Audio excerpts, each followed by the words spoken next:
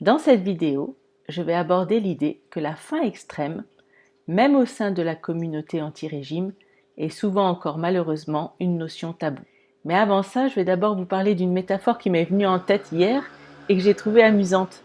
En fait, je me suis dit que avoir arrêté les régimes, c'était exactement la même chose que si j'avais arrêté de mettre des chaussures à talons et que j'avais décidé d'adopter une paire de baskets. Parce que quand on fait ça, en fait, on se dit qu'on en a marre au bout d'un moment de se préoccuper sans arrêt de savoir de quoi on a l'air et qu'on a surtout envie de se sentir bien. C'est d'ailleurs exactement ce que j'ai fait avec mes tenues vestimentaires. Je me suis mise à l'aise et j'ai adopté effectivement des paires de baskets que je mets sans arrêt. Et je me dis sincèrement que effectivement, moi maintenant, je m'en fiche un petit peu, que surtout je veux me mettre à l'aise. Je suis rentrée dans un magasin de vêtements l'autre jour pour acheter je sais pas quoi, et la vendeuse, j'avais une robe, et la vendeuse m'a dit que ça faisait vachement bien ma robe avec mes baskets. Alors là, je m'y attendais pas du tout. Ce qui fait que non seulement je me sens complètement à l'aise à présent, mais en plus ça plaît à certains. Alors là, c'est tout bénef. Abandonner les régimes et les TCA et décider de manger ce qu'on veut, quand on veut, autant qu'on veut, c'est se mettre à l'aise. Et c'est comme adopter une paire de baskets. Et une fois qu'on a adopté les baskets, c'est vraiment très difficile de remettre des chaussures à talons. Mais revenons à notre sujet concernant la faim extrême.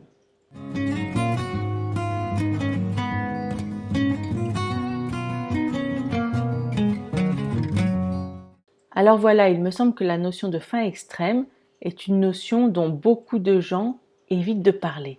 Comme si c'était quelque chose de choquant ou d'obscène. On cherche souvent à la taire ou à la minimiser. Même au sein de la communauté anti-régime et même parmi les thérapeutes qui se prétendent pouvoir soigner les TCA, troubles du comportement alimentaire pour ceux qui ne savent pas. Je dois dire que ce constat me fait un peu monter la moutarde au nez. Par exemple, on conseille parfois aux personnes souffrant d'anorexie de prendre du poids ok, mais pas trop.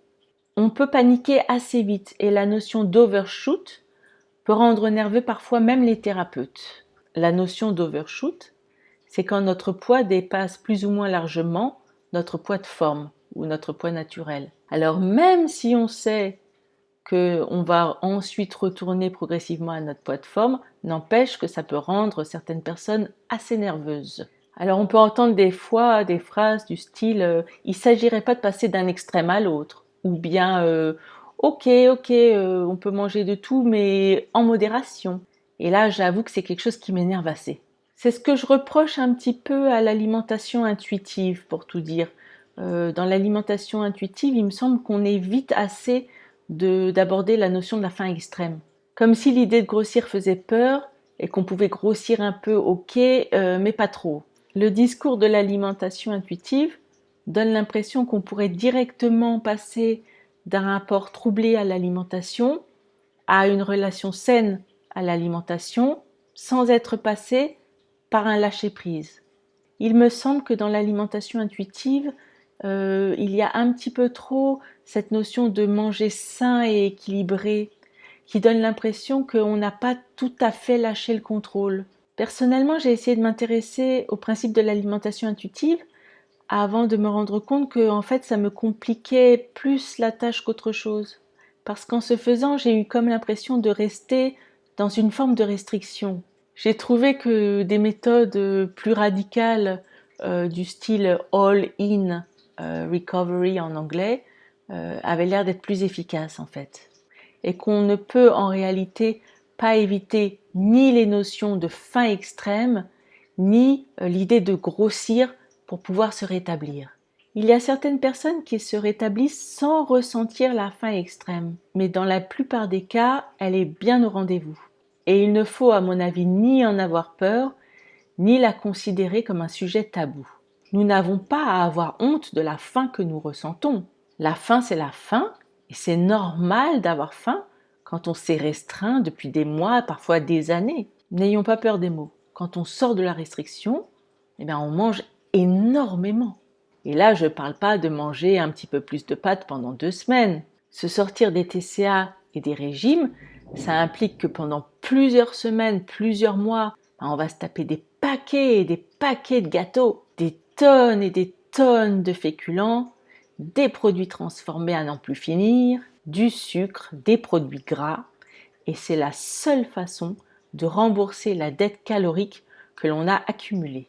Pour parler un peu franchement, j'en ai un peu marre de voir des gens qui n'osent pas aborder cette notion de la faim extrême.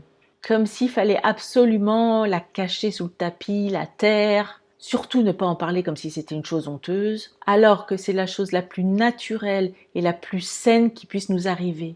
Les personnes qui ne veulent pas parler de ça sont en fait encore complètement formatées par la culture des régimes. Alors c'est tout à fait compréhensible que des personnes lambda pensent de cette façon, mais quand c'est des professionnels de santé qui prétendent pouvoir guérir les troubles du comportement alimentaire, alors moi ça me donne complètement envie de m'arracher les cheveux. Oui, quand on se rétablit d'un trouble du comportement alimentaire, on mange énormément. Oui, on va prendre du poids.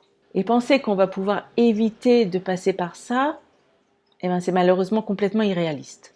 Dans mon cas, ma faim extrême a duré 1 année complète. J'ai cru même qu'elle allait jamais se calmer. Mais je vous rassure, elle finit toujours par se calmer. Et même à l'heure actuelle, après plus d'1 an et demi de rétablissement, j'ai encore certains jours où elle revient. Et je l'accepte complètement.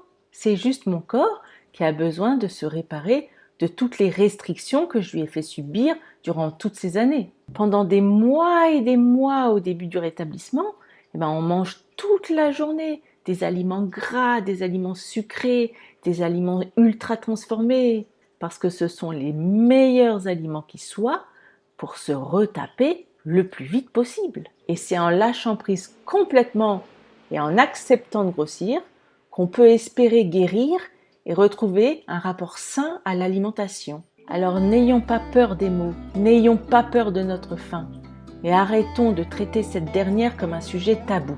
La faim extrême, heureusement qu'elle est là, parce que c'est elle qui nous sauve la vie et c'est elle qui va faire qu'on va guérir. Je vous embrasse, j'espère que ça a aidé.